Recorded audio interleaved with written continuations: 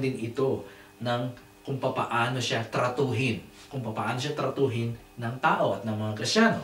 So, ano ang isang pagtrato sa kanya? Ano ang isang paraan na maaaring ibigay na pagtrato sa banal na espiritu? Makikita natin yan sa Mateo 12:31 at 32. Siya ay pwedeng pagsalitaan ng masama.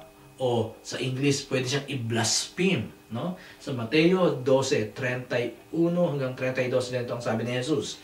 Kaya sinasabi ko sa inyo, ipatatawad sa mga tao ang anumang kasalanan at panlalait, ngunit hindi ipapatawad ang anumang panlalait sa Espiritu Santo. Sino mang magsalita laban sa anak ng tao ay patatawarin. Ngunit sino mang magsalita laban sa Espiritu Santo ay hindi patatawarin, maging sa panahong ito o magpakailanman. Ngayon, kung gusto niyo malaman kung ano yung ibig sabihin ng pagsasalita laban sa Espiritu Santo, meron tayong Bible clip tungkol dyan. Siguro po pwede nyo tanongin si Emil kung nasaan kung gusto nyo i-review kung ano ibig sabihin nun, pwede nyo tanongin si Emil kung nasaan yung video clip na yon. Subalit ang purpose natin ng pagbasa doon sa talata na yun ay upang ipakita na ang Espiritu Santo ay pwedeng i-blaspheme, pwede siyang pagsalitaan ng masama o pwede tayong magsalita ng laban sa Kanya. Yung mga tao noon ay ganoon ang ginawa, nagsalita sila ng laban sa Espiritu Santo.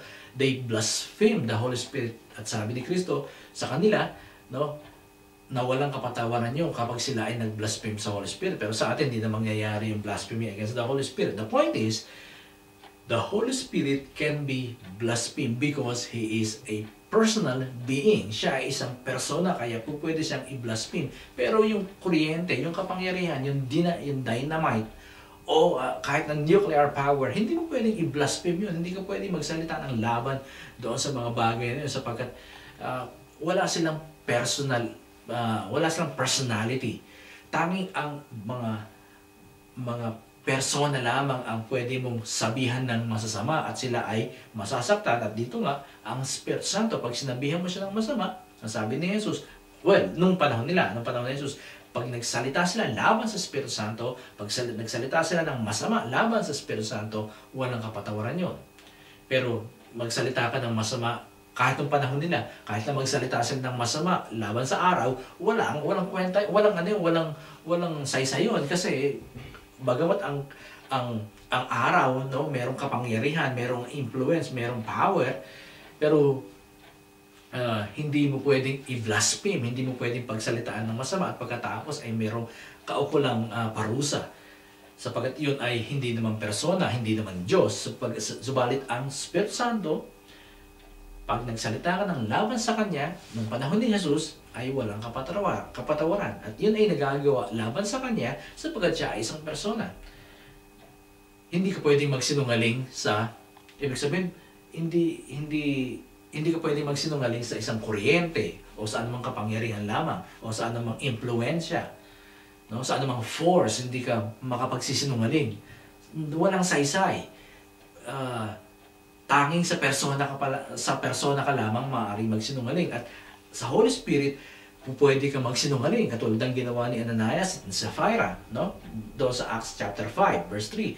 Sa Gawa 5:3, ganito ang sinabi ni Pedro, Ananias, ano napadaig ka kay Satanas at nagsinungaling sa Espiritu Santo.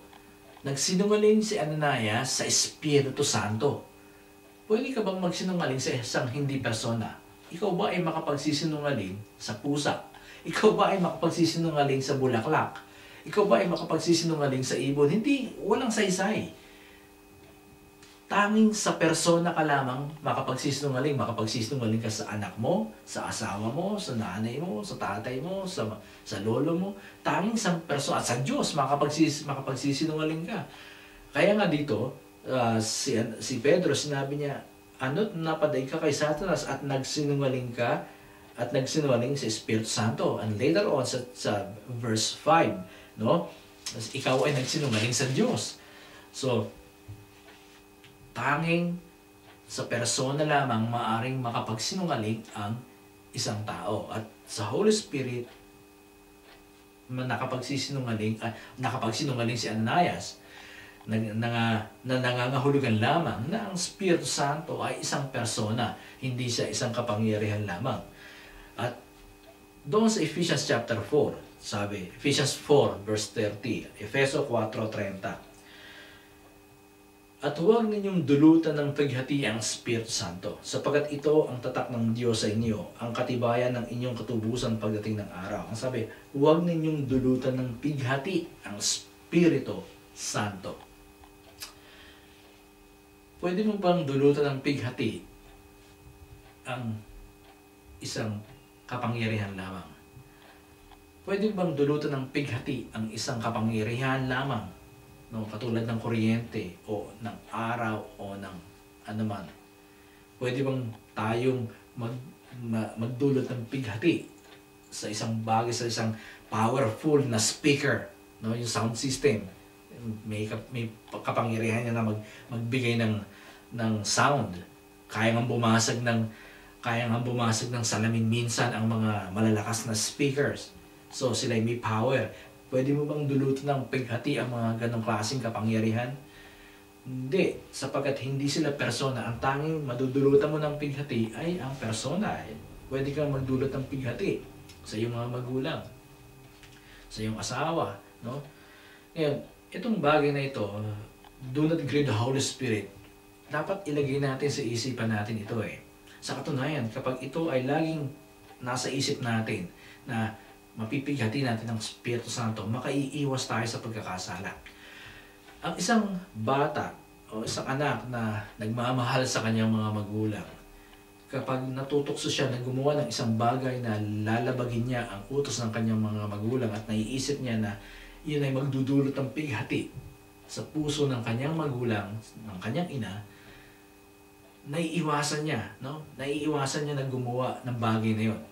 Kaya kung tayo rin, lalagyan natin lagi sa ating puso at isipan na kapag tayo gagawa ng isang bagay na mapipighati ang Espiritu Santo, makaiiwas tayo.